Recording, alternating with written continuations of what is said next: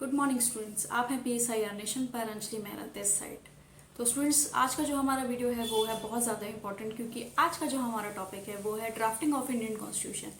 हमारा भारतीय संवैधानिक ढांचा किस तरह से अस्तित्व में आया, कैसे अस्तित्व में आया, किन किन लोगों के योगदान से अस्तित्व में आया, ये सब हम आज डिस्कस करने वाले हैं। वीडियो अगर पसंद आती है तो लाइक, शेयर और सब्सक्राइब जरूर कर दिया कीजिए, बेल आइकन को जरूर प्रेस करें।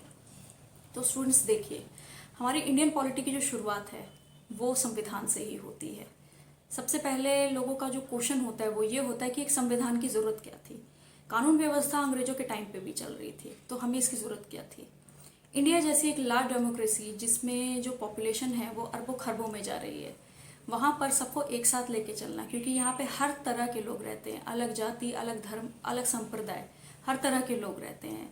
सिर्फ एक रिटर्न कॉन्स्टिट्यूशन में ही इतनी कैपेबिलिटी और कैपेसिटी है कि वो सबको एक साथ लेके चल सके। आप लोगों को पता होगा, हमारा आर्टिकल 14 हमारा जो फंडामेंटल राइट भी है, समानता का अधिकार, सबको यहाँ पर समानता का अधिकार है। किसी के साथ भी किसी भी तरह का भेदभाव यहाँ नहीं हो सकता है। यहाँ पर एक रिटर्न कॉन्स्टिट्यूशन की ही कैपेबिलिटी है कि वो सबको एक साथ मिलकर एक साथ लेके चल सके। धर्मनिरपेक्षता यहाँ पर है, हर तरह के अधिकार यहाँ पर है, क्योंकि यहाँ पे कॉन्स्टिट्यूशन है और वो भी रिटर्न कॉन्स्टिट्यूशन है। बच्चों का सबसे पहला क्वेश्चन जो होता है, जिसमें वो कंफ्यूज हो रहे होते हैं, वो ये होता है कि इस संविधान की, जिसको कहते हैं विशेषताएं, क्या हैं। तो इस संविधान की जो विशेषताएं हैं वो मैं आप लोगों को बताती हूँ। आप लोगों को अगर टिक मार्क में आता है या वन वर्ड में आता है या एक मार्क का अगर क्वेश्चन है तो आप लोग ये चीज़ें लिख सकते हैं। पहला, हमारा जो संविधान है वो लिखित है। बहुत सारे बच्चे कंफ्यूज हो रहे होते हैं कि लिखित पहला होगा, वर्ल्ड का पहला होगा। नहीं, वर्ल्ड का जो पहला लिखित संविधान जो है, रिटर्न कॉन्स्टिट्यूशन जो है, वो अमेरिका का है। आप लोगों को पता है कि अमेरिका की जो फाइट थी वो कुछ ही सालों में शुरू होकर ख़त्म हो गई थी, क्योंकि उन्होंने अपनी आज़ादी बहुत जल्दी प्राप्त कर ली थी। इंडिया को बहुत ज़्यादा वक्त लगा था अपनी आज़ादी लेने में, इसीलिए उन्होंने पहले आज़ाद होके अपना कॉन्स्टिट्यूशन बना लिया था। इसीलिए जो वर्ल्ड का सब पहला रिटर्न कॉन्स्टिट्यूशन है वो अमेरिका का है। बच्चे कंफ्यूज हो रहे होते हैं कि पहला इंडिया का होगा। नहीं, इंडिया का जो कॉन्स्टिट्यूशन है वो बहुत ही बड़ा कॉन्स्टिट्यूशन है, वृहद कॉन्स्टिट्यूशन है, बहुत ज़्यादा लार्ज है। बच्चों को लगता है कि अगर लार्ज है तो सबसे पहला भी हमारा होगा। नहीं, हमारा वृहद कॉन्स्टिट्यूशन है, दुनिया का सबसे लंबा कॉन्स्टिट्यूशन हमारा है। कठोर और लचीला दोनों का कॉम्बिनेशन है। अब बच्चे कंफ्यूज हो रहे होते हैं कि कठोर और लचीला कैसा है।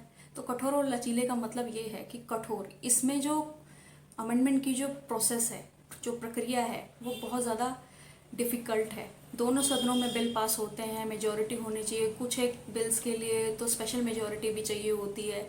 हमारा आर्टिकल 368 हमें ये पावर देता है कि इसमें जो है बदलाव किए जा सकते हैं, यानी कि आपका अमेंडमेंट किया जा सकता है। तो ये बहुत ज़्यादा इजी प्रक्रिया नहीं है, लेकिन जो कठोर और मैंने आप लोगों को बताया कॉम्बिनेशन है, ये इजी इसलिए है क्योंकि इसमें अमेंडमेंट हो सकता है। बहुत सारे जो कॉन्स्टिट्यूशन ऐसे भी हैं जिनमें अमेंडमेंट का कोई प्रोसेस ही नहीं है, इसीलिए कठोर और लचीला दोनों का कॉम्बिनेशन है।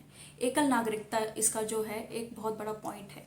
एकल नागरिकता, हमारा जो इंडियन कॉन्स्टिट्यूशन है वो किसी भी इंसान को, किसी भी सिटीजन ऑफ इंडिया को एकल नागरिकता देता है, यानी कि सिंगल सिटीजनशिप। अमेरिका में आप लोगों को पता है ड्यूअल सिटीजनशिप का जो है प्रोसेस शुरू होता है।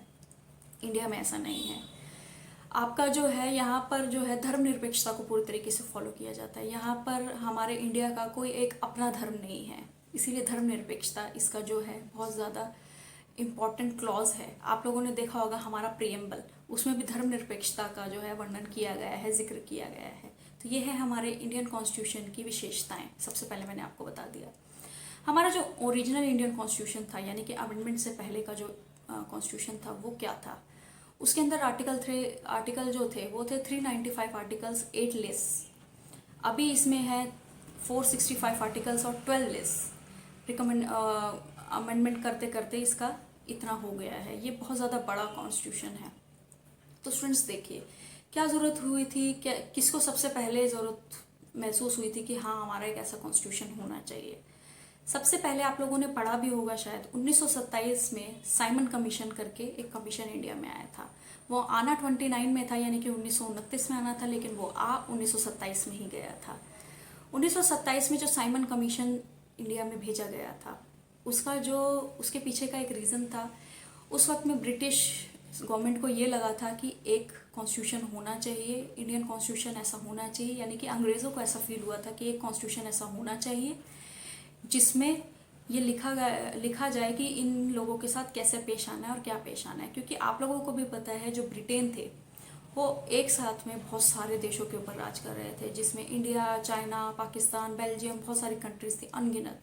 आधी दुनिया को उन्होंने अपना गुलाम बनाया हुआ था। तो वो चाहते थे कि जब इंडियंस ने उनके ऊपर दबाव डालना शुरू किया कि हमें हमारा कॉन्स्टिट्यूशन चाहिए, इंडिया का कॉन्स्टिट्यूशन चाहिए, तो उन्होंने क्या किया, एक बेंच बनाया जिसमें सारे ही ब्रिटिशर्स थे।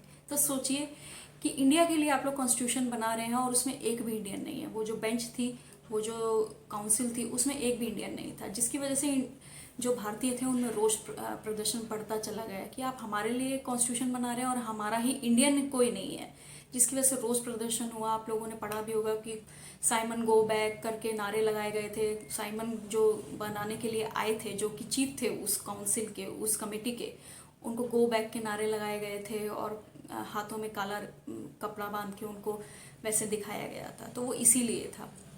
1934 में एम एन रॉय, जिनको हम भारतीय चिंतक के नाम से भी जानते हैं, मानवेंद्र नाथ रॉय, उनको सबसे पहले ये चीज़ लगी कि अब कॉन्स्टिट्यूशन होना चाहिए और वो कॉन्स्टिट्यूशन हम खुद बनाएंगे। हम खुद एक ऐसी कमेटी का गठन करेंगे जो कि हमारे लिए कानून बनाएगी। उस वक्त एक कॉन्स्टिट्यूशन असेंबली का निर्माण किया गया था, जिसको ये ड्यूटी दी गई थी कि आप कॉन्स्टिट्यूशन बनाएंगे, आपका काम है एक फ्री इंडिया के लिए कॉन्स्टिट्यूशन बनाना है। क्योंकि उस वक्त तक धीरे धीरे जो हमारे भारतीय हैं उन्होंने अंग्रेजी सरकार के ऊपर एक प्रेशर बनाना शुरू कर दिया था ताकि वो लोग इंडिया छोड़ के जा सके, क्योंकि बहुत सारी चीज़ें उस वक्त में हो रही थी। 1927 में जब साइमन कमीशन के लिए जब ये सब हो रहा था, जब साइमन गो बैक के जो नारे लग रहे थे, उस वक्त में आप लोगों ने पढ़ा होगा कि लाठीचार्ज हुआ था। इंडियंस ने इतना ज़्यादा ब्रिटिश गवर्नमेंट के ऊपर प्रेशर बना दिया था कि लाठीचार्ज हुआ था, जिसमें लाला लाजपत राय, जिनके नाम से लाजपत नगर रखा गया है, उनको लाठीचार्ज में इतना मारा गया था जिसकी वजह से उनकी डेथ हो गई थी। जिसके बाद आगे चलकर हमारे जो भगत सिंह हैं वो बहुत ज़्यादा रोष प्रदर्शन उन्होंने किया था, बहुत ज़्यादा गुस्सा उनको आ गया था कि ऐसे कैसे किसी इंसान को इतना मारा जा सकता है कि उसकी जान चली जाए। तो सिलसिलेवार तरीके से जब सब कुछ हुआ, जब उन्होंने असेंबली में बम फेंका और 1931 में जाके जब उनको फांसी हुई थी, तो ये सब उसी का नतीजा था। इतना ज़्यादा रोष प्रदर्शन हो चुका था उस वक्त में। जब 1931 में आप लोगों को पता है राउंड टेबल्स हुए, ये सब आप लोग अपनी बुक्स में पढ़ेंगे। 3 राउंड टेबल्स हुए थे, क्या क्या डिसाइड हुआ था, ये सब आप लोग उसमें पढ़ेंगे। 1934 में जब एम.एन. राव ने ऐसी एक कमेटी की डिमांड करी, उस वक्त में हमारे इंडियन गवर्नमेंट को लगा कि हाँ, एक कमेटी बनाई जा सकती है जो हमारे लिए बनाएगी। उसके जो चीफ थे वो थे हमारे डॉक्टर भीमराव अंबेडकर। उनकी ही प्रेजेंस में सब कुछ हुआ था। उनको ही ये ड्यूटी दी गई थी कि आप एक ऐसा कॉन्स्टिट्यूशन बनाएंगे जो हमारे फ्री इंडिया, जो यानी कि जो हमारी डेमोक्रेसी है, उसके लिए काम करेगी। उन्होंने 120 देशों के कॉन्स्टिट्यूशंस को पढ़ के हमारा इंडियन कॉन्स्टिट्यूशन बनाया था।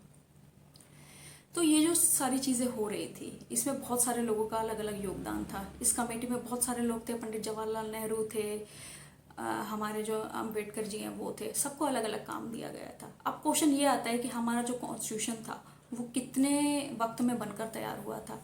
तो ये इसमें वक्त लगा था 2 साल 11 महीने 17-18 दिन। ये कहीं 17 दिन होता है तो कहीं 18 दिन होता है, जो भी आपके ऑप्शन में सूट करता हो। ज़्यादातर में 18 दिन होता है।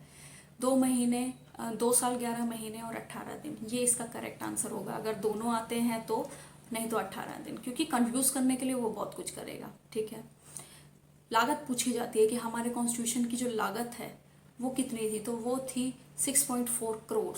अब आप लोग कहेंगे कि 6.4 करोड़ इतना महंगा? बिल्कुल इतना महंगा था, क्योंकि हमारा जो कॉन्स्टिट्यूशन था वो बहुत सारे देशों के कॉन्स्टिट्यूशंस को पढ़कर एक साथ बनाया गया था। इतनी सारी चीज़ों के, इतने सारे देशों के कॉन्स्टिट्यूशंस को पढ़ना, उनकी किताबें लाना, वो लागत।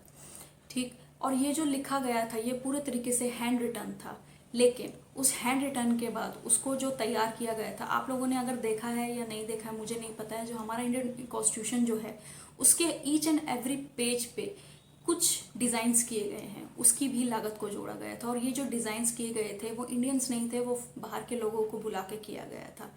आप लोग नेट पे जाके इस चीज़ को सर्च कर सकते हैं कि किन लोगों ने किया था, कैसे किया था, उसकी लागत को भी जोड़ा गया था। उस वक्त में इंडिया में इतने ज़्यादा कागज़ नहीं हुआ करते थे, हर चीज़ उस वक्त में बहुत ज़्यादा महंगी थी, आप लोगों को पता है। स्याही वाले पेन होते थे और बहुत सारी चीज़ें, पेपर यहाँ नहीं बनता था, पेपर बाहर से आता था उस वक्त में। तो हालत जो थी वो बहुत ज़्यादा ख़राब थी उस वक्त। तो ये चीज़ें बनाई गई थी। कैबिनेट मिशन का उस वक्त में गठन किया गया था, जो कि बनाई गई थी नवंबर 1946 को। ये क्वेश्चन भी बार बार आता है कि कैबिनेट मिशन का जो गठन है वो कब किया गया था। कैबिनेट मिशन से मेरा मतलब है वो कमेटी जिसने ये डिसाइड किया था कि हाँ, अब एक ऐसे संविधान का निर्माण होगा जो फ्री इंडिया के लिए होगा। तो वो गठन किया गया था 26 नवंबर 1946 को। 26 नवंबर से मेरा मतलब है 26 नवंबर इंडियन कॉन्स्टिट्यूशन के लिए एक बहुत इंपॉर्टेंट रोल प्ले करता है। अगर आपने इंडियन कॉन्स्टिट्यूशन की का जो प्रस्तावना है, प्रियम्बल जिसको हम लोग कहते हैं, अगर वो पढ़ा है तो उसमें 26 नवंबर 1946 की डेट को मेंशन किया गया है, क्योंकि ये एक बहुत इंपॉर्टेंट डेट है। 26 नवंबर 1913 को ही रावी नदी के सामने के किनारे पे दो जो इंडियन फ्रीडम फाइटर्स थे, उन्होंने रावी नदी के किनारे अपने तिरंगे को सबसे पहले लहराया था। इसीलिए 26 नवंबर की जो डेट है वो अपने साथ एक लेगेसी लेके चलती है, इसीलिए 26 नवंबर को हमारे प्रियम्बल में जगह दी गई है। 26 नवंबर की इंपॉर्टेंस को देखते हुए ही 26 जनवरी 1950 को ही हमारा जो कॉन्स्टिट्यूशन है वो लागू किया गया था। इससे मतलब था 26 तारीख की जो लेगेसी है वो खत्म नहीं होनी चाहिए। 26 तारीख की लेगेसी को चलाते रहने के लिए ही 26 जनवरी का दिन चुना गया था। हमारा जो कॉन्स्टिट्यूशन है वो 26 जनवरी 1949 को बनकर तैयार हो गया था, लेकिन इसे लागू 26 जनवरी 1950 को किया गया था। तो स्टूडेंट्स, ये था हमारा इंडियन कॉन्स्टिट्यूशन।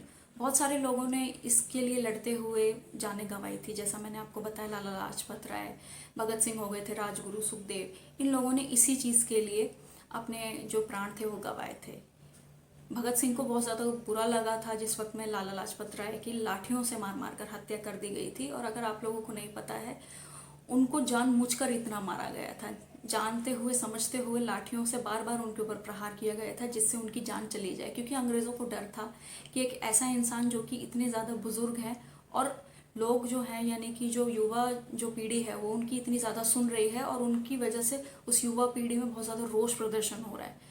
तो ये जानबूझकर उनको लाठियों से मारा गया था, जानबूझ के बार बार प्रहार किया गया था, क्योंकि वो एजेड थे, इसीलिए 15-16 लाठियों के बाद उनकी डेथ हो गई थी।